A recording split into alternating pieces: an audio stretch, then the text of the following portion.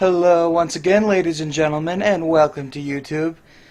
I will be your host, Whalecow, and together we are taking a look at the game Magic the Gathering. I'll just be giving you guys a short little tutorial to start out with, just single player, because I have not yet filmed me beating my brother horribly. His decks are giant, so he doesn't always get what he wants. But anyway, moving on. First we'll just be laying out the basic battlefield. Right here we have your library, which in other words is your draw deck. Next I have a die that I'm using for my life counter. Starts at 20. The other 4 dice are just as reference points for my camera. You start out the game with 7 cards in your hand. Count them. 7. 7, 7. The other 53 or so, the average deck size is 60, goes in your library. You'll be drawing one of those each round, including your first round, assuming you're going second. But let's start off a little bit slower.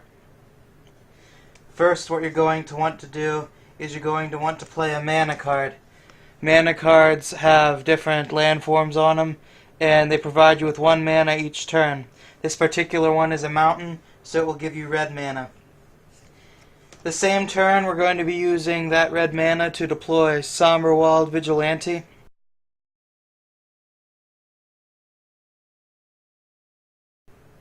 It can't attack this turn because it has Summoning Sickness, but it can defend if your opponent attacks on his turn. You tap your mana card because you spent the mana. That is all I can do. There are multiple different phases in Magic the Gathering that make up a turn.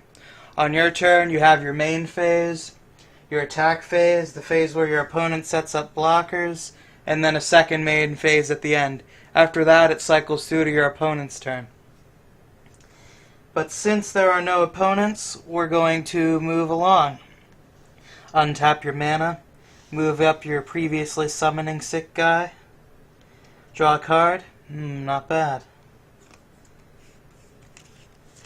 If you can, every single round you're going to want to stick a mana out. It's a free action, and as long as you have at least 1 mana in your hand, you're definitely going to want to deploy it. Only 1 mana per turn though. Alright, with that I'm going to go ahead and play Stun Sniper.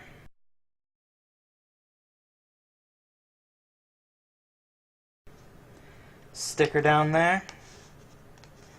Oops, she's summoning sick. Alright. Then you can attack with Somberwald Vigilante here. He has this special ability. Whenever it becomes blocked by a creature, it deals 1 damage to the blocking creature before combat even begins. So if your opponent is blocking with the creature with 1 toughness, it's totally done. Toughness, of course, is the second number. Attack during combat is the first. Moving on to the next turn. Untapping mana. Not summoning sick anymore. Drawing card. Let's play another mountain. And we will play the Enchantment Griffin Guide.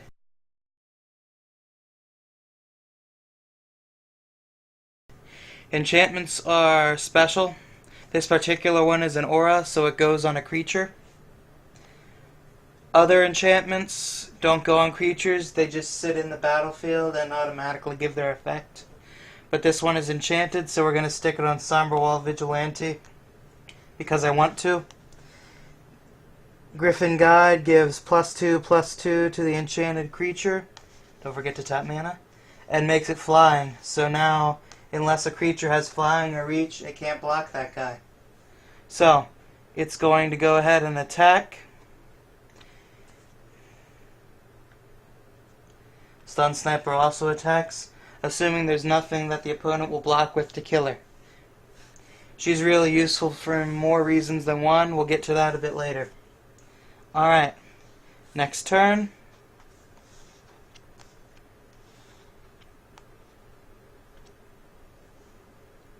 Drawing card. Got a plains. Going to play Angel's Feather.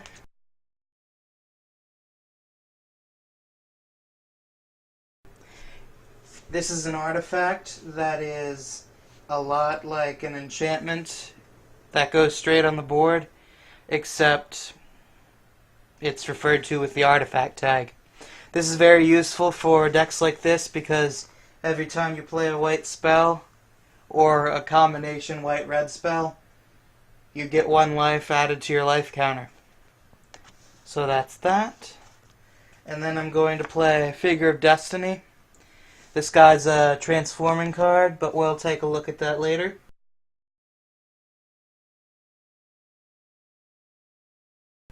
Because you played Figure of Destiny and he counts as a white, because of this Angel's Feather, you're going to be increasing your HP.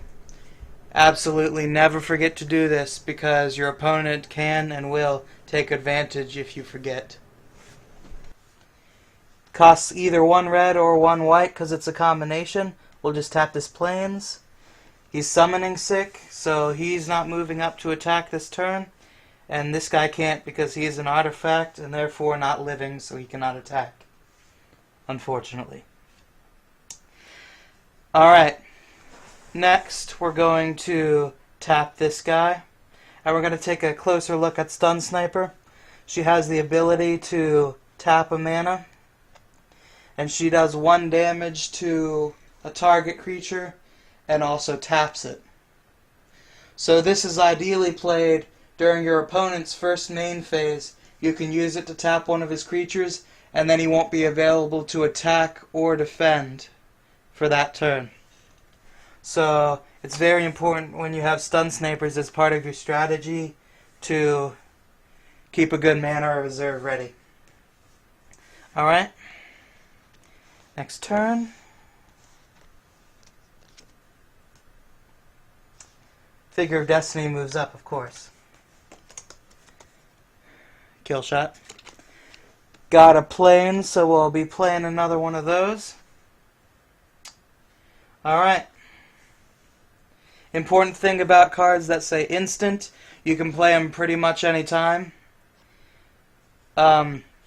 This particular one says destroy target attacking creature. So, obviously you're only going to be able to play it during the attack or defense phases.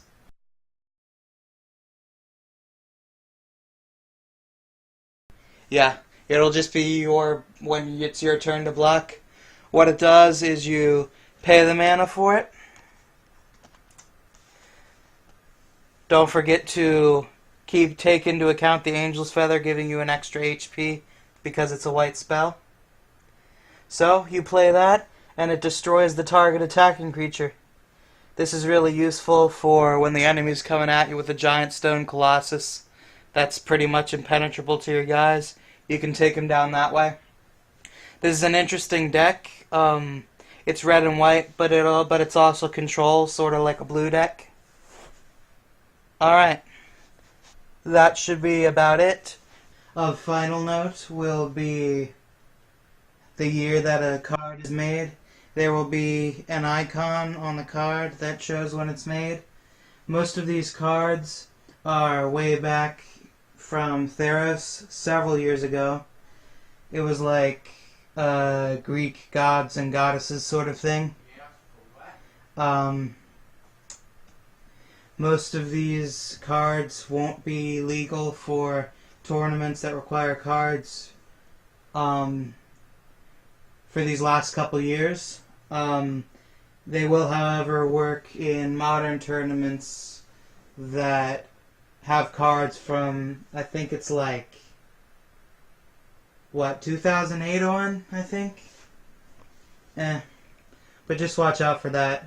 If you ever plan on doing a tournament later, just make sure that all your cards are legal based on tournament rules. During normal play, you'll do a main phase, an attack, then the opponent will do a block, then you'll do a main, then it'll cycle. Your opponent will do the exact same thing, so you have to be careful. Otherwise, this particular method, just play in a couple rounds, is a really good way to see how well your deck synergizes. Maybe you do it a couple times. There are going to be decks that are really good, but it'll sometimes give you bad hands. That happens with almost any deck. Very rarely will you find a build that it happens to be otherwise. Alright, that's all I have for you guys. Maybe sometime in the future we'll do a game against my brother to show you how it works. Until then, I am Whalecow. I enjoyed making this video as much as I hope you enjoyed watching it. So, fare thee well.